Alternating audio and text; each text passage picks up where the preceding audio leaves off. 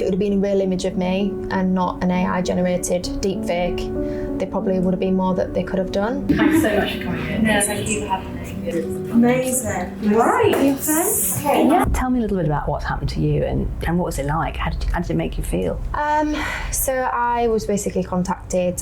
Somebody sent me a picture. I did ask them to send it because they'd said that they'd seen this image of me and it was on the internet, and I was fully naked. I said that couldn't be correct, but when they did send it to me, it was an image of me. I followed through to do a little bit of digging through to where the image was being hosted, where it had come from, and it was basically being hosted on a site that was advertising, you know, for anybody to come and download an app and be able to strip any woman or girl free of charge, download it to your phone. It was almost like, you know, glamorised as a bit of fun. Isn't it? Yeah. So I was gobsmacked. I took to my social media about it. You know, everybody was really supportive, and then I got like floods of messages of people that have actually had this happen to them. Yeah. And as I'd mentioned previously in my interviews, one that struck me was a 14-year-old schoolgirl, and she actually took her life because it was used as a bullying tactic and it was sent around school. And then I just thought, no, like I said, having a daughter, it's it kind of realised this is a really big problem. And until that point, I didn't really know it was going on. So there's obviously a bit of a lack of education in it there. When I went to the police, I kind of was disappointed and met with the fact that if it would have been a real image of me and not an AI generated deepfake, there probably would have been more that they could have done. I was kind of turned away. It was only that I think one of the ladies in the police force kind of understood my frustration and wanted to help.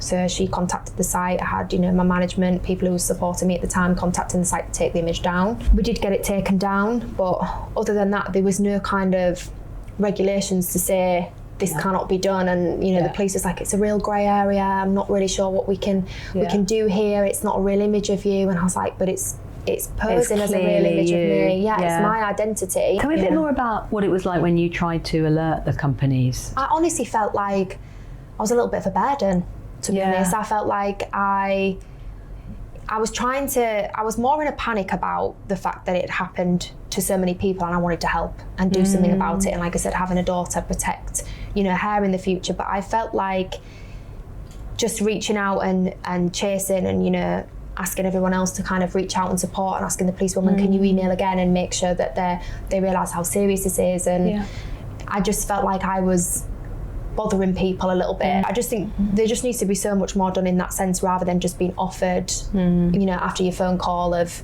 speaking about it. It's kind of like, you know, do you want any victim support? It just feels so disconnected. It feels very automated, and no one really rings back when they say they're going to ring back, and then you kind of left feeling at a bed. And like I said, again, you're having to ring and say, you know, are we any further? If you ring them up again, you're causing them trouble. And they're a bit like, well, we're a bit busy with this at the moment, and then you feel a bit like, oh, they've probably got other things going on. And then this is why so many people don't speak about it, because they're worried that when they do speak about things that happen, it's not going to be treated seriously, or they put themselves on the line and their reputations, or, you know, their emotions and their mental health, and then you can kind of be met with a door closed in your face, and that's generally how it feels. The good news actually is that now, because we've got new laws, basically it is now illegal to produce an image like that and to share it without somebody's consent.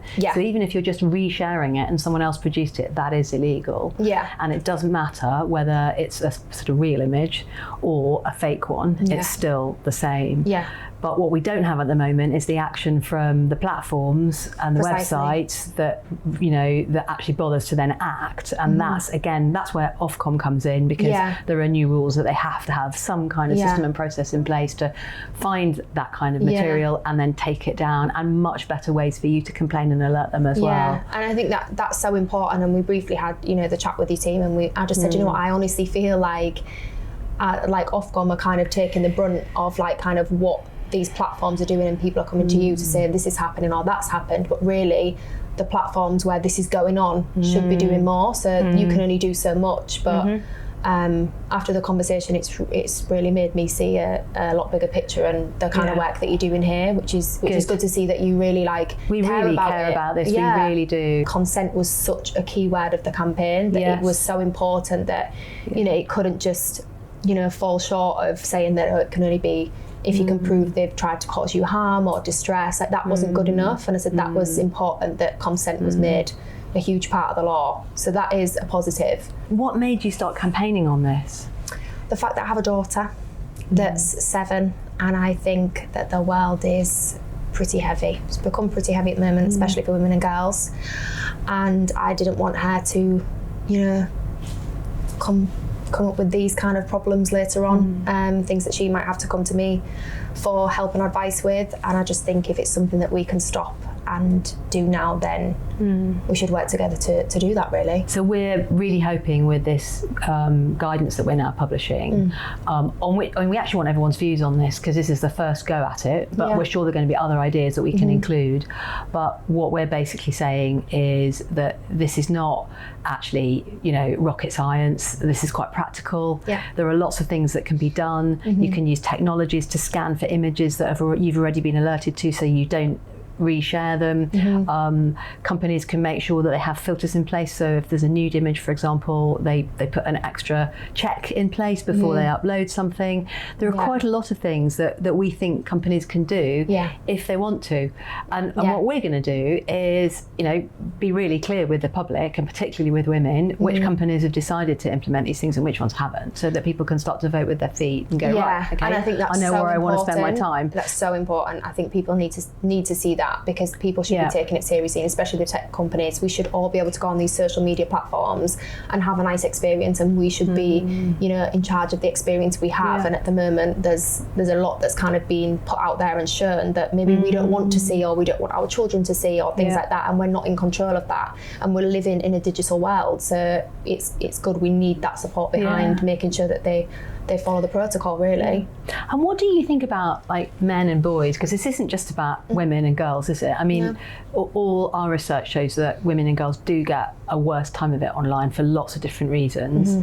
But, you know, this isn't about demonising men. I mean, this isn't helping men and boys, that somehow this culture of being, you know, of misogyny and sort of intimate image sharing becoming a norm. I mean, that's not helpful for anyone. But what's your take on that? I think, do you know what? It's a real shame, and it's things like this that create a real divide when we should be supporting each other. Everybody's got wives and daughters and sisters and mums, and I think, you know, things like this just need to be spoken about and educated, and allowing them to see the bigger picture without it becoming too harmful to them. But they don't take things seriously when they're that young, and they might just think, oh well, if there's an app that, you know, you can nudify people and it's on the App Store and it looks like it's harmless, it may be okay. But there needs to be things that are showing that this is illegal, and this should be popping up saying to use this should be illegal. Like I said earlier, I don't understand how these apps are even existing. I don't really understand what the positive benefit of a Nudify app is. There isn't any. I can't see what that's for. And the fact that it's at the hands of children, everybody's got iPhones very young, and everybody can go into you know, app stores and Androids and things like that, and just download it without even any warnings on it.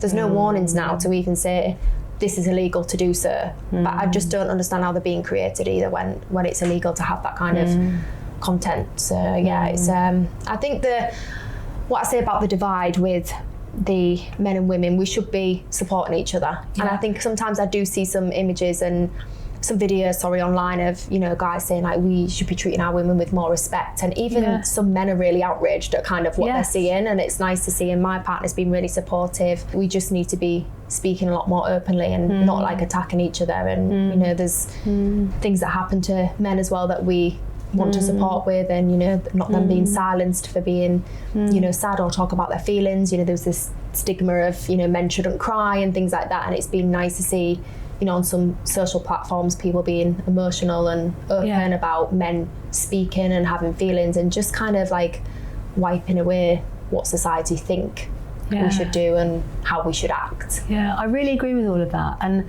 I think it's asking a lot of teenage boys to be putting their hand up and going, you shouldn't do that, you shouldn't circulate that image, you know, that's just not right.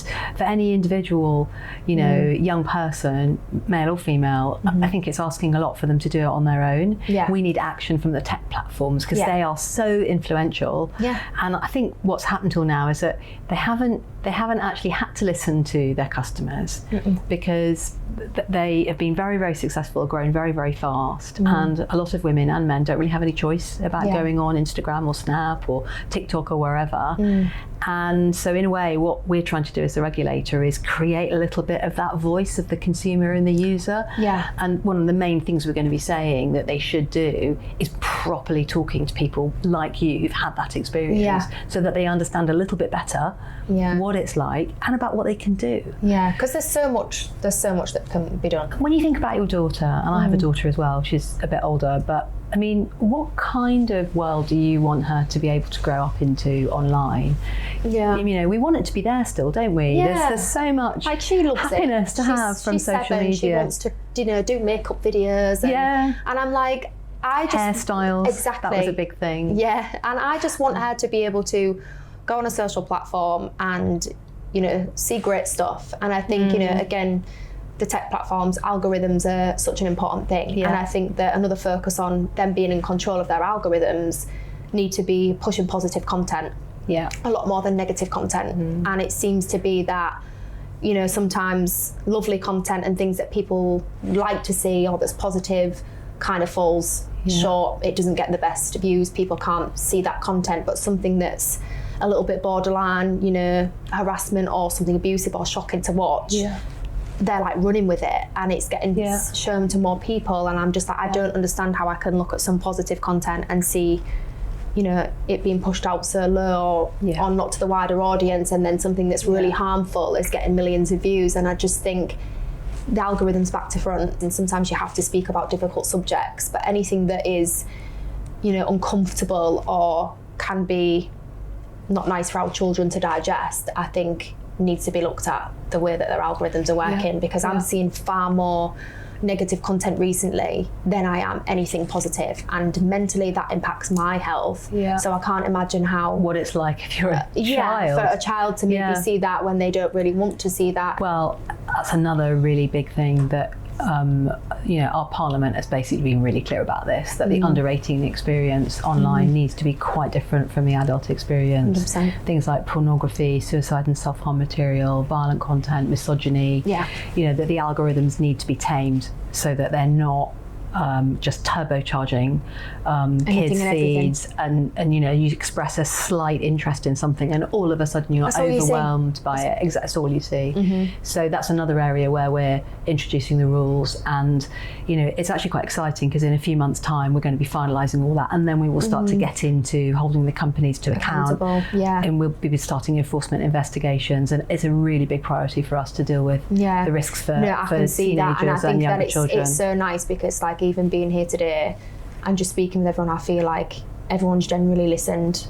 and I feel like you care about it just as much as the people that are actually receiving, online abuse or things like this happening to them, and that's so important that there's someone fighting the corner. So I'm so glad to hear you say that, because we are all in this together, and our job is to shine a light on it and to just kind of generate, by going out and talking to people, as many ideas as we can, and then, we'll finalise that guidance, and then, as I say, we'll hold the companies to account and tell everybody, who's following it and who isn't. Yeah, exactly. And I think that will be quite powerful. 100%, and this is what I've said, we need to have, everyone needs to come together now and be a little bit more, our community spirit needs to come back, everybody needs a bit more humanity, a bit more empathy, there's just none of that anymore, and it's really sad to see. We send our children to school at 4 or 5 years old, and the one thing we want to know as parents is that they're seen as kind, and that they're making friends, and they're not being cruel to other children.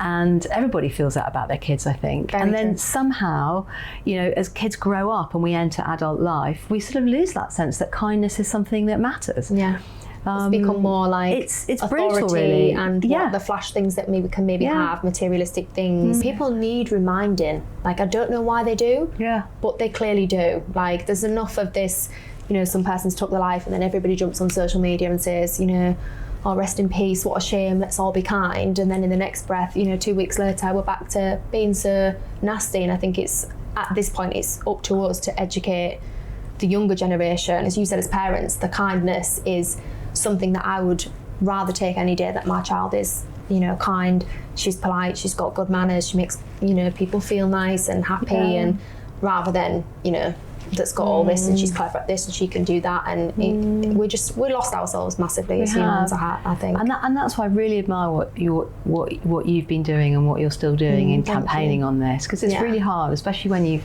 had that experience yourself. But you know, you're not alone. And you know, Ofcom is working really hard to get the tech industry to play their part now, because that hasn't happened up till now. And I think if we can get those companies to realise that everybody's going to be asked to do the same things, it's not just them, then I think hopefully we can create some sense of a new normal that starts to reverse some of the damage that's been done over the last couple of decades, really. Because it isn't just about one group of people, it is something that everybody needs to just sort of stand up on. And as I said, it's a conversation for men and boys as well as for women and girls. Even though women do get a harder time of it online in lots of different ways. And I think that's sometimes where the divide can come from, because like the apps that are doing the nudifying of it is only being seen to do for women. It's not happening to men. And sometimes I think, like, you know, just as speaking and trying to raise our voice, you know, we're not trying to play the victim. And this is the problem, that we think people don't speak up sometimes because they don't want to be a victim. And I hate it when people say, oh, you've been a victim of this. And I'm like, no, I'm not the victim. Like, I'm campaigning for this. I'm a survivor of this, and I want things to be better. But you know, women are 5 times more likely to get an intimate image abuse circulated of them. And you know, teenagers, a quarter of teenagers nearly have seen content that's demeaning to women in the last few weeks, quite recently. And children are this is about women. Women are more likely to be attacked. I mean, it's certainly true that black women, minority women, other minorities are even more likely to get a really hard time of it. But there is a big gender divide, and we just have to be honest about that, because this is kind of misogyny and you know, pretty frankly old-fashioned behaviours. Up and saying there's an issue here for our women and supporting us through that, then you know, they need to have a little look at themselves, really. But you know, that just shows that it isn't happening to a lot of them, so they can't really relate to what women are going through. And I think that's kind of where the divide comes from. Yes, they just don't see it, and they just don't see it. But if it was in their jobs on the line, that maybe this had happened to them, or you know, they was in this position, or they was you know, publicly humiliated or something like that by these, you know, apps and tech companies, I think that conversations would have happened a lot faster, and things would have been in place a lot sooner. So it just shows, but hopefully they're listening. And you're on Love Island, which, you know, with my daughter, often, you know, it's a big thing for us watching Love Island. But how was that as an experience in terms of the reaction that you had compared to some of what you've experienced since? So it's amazing to have gone on the show. I mean, it was like 10 years ago now as well, so it's a really long time. And when I look at how it is now, I don't think I could do it in this day and age, not 10 years ago. 10 years ago, I don't think the world was as bad as what it's been with the it's got a lot more intense. The abuse has got more. And is that like the social media aspect of it afterwards has just got more intense and during? I didn't really come off the show with, you know, much, you know, hate or hateful comments. People have their opinions, but I just felt like people now seem to think that they're okay to just come to you and say these opinions, and they won't stop you in the street and say that. No, exactly. So I don't understand why it's allowed online, but it just seems to be a lot more frequent. It's a lot more angry. Everybody seems really unhappy at everything that's going on social media. So there's a real problem with it, but they didn't used to be as heavy and as like more of an attack. I feel like people get more of an attack now, when, you know, I've seen things of people saying to people like, you should go hang yourself, and I haven't had something like that said to me, but when I see, you know, my friends in the industry that show me things that they've been said, I just think, where do people think that that's okay to say that? Like, have your opinion, you don't have to like everybody, not everybody's going to be for you, but where did we as a society become so confident to go online and say these kinds of things to each other? Something threatening violence, basically. Just disgusting things, and you know, it's racism and you know, things like that. And you know, my daughter's half Nigerian, and you know, she's starting to notice the differences in hair and darker skin and hair, and even at 7 she's conscious of those things, and I'm thinking what's being spoken about at school, and you know, it's just, we just really need to level up the kindness to each other and the education. I think we'll see a lot of change if that happens. I'm sure she's really proud of you, by the way. She is, she is, and that's the thing, it's really difficult to even have these kind of conversations with her, because she's kind of aware. You don't want to worry her, but she's kind of aware that I'm, you know, campaigning and you know, trying to do things, and it's even hard. She's like, what's this for? And you know, they're so inquisitive, and I'm kind of trying to say, you know, this can happen to people, and you know, these are your private areas and people shouldn't show them, and it's like, how do you kind of, you know, put that into a sentence to kind of not, I don't want to lie to her kind of about the work that I'm doing, but I also don't want her to expose her too much of the dangers and for her to worry. So she's aware to an extent, but yeah, even little clips that she's seen of me on the news and things like that, she wants to watch. And, she wants to watch. Yeah, which is sweet. That's really good. Yeah. Yeah. Oh, it's so nice talking to you.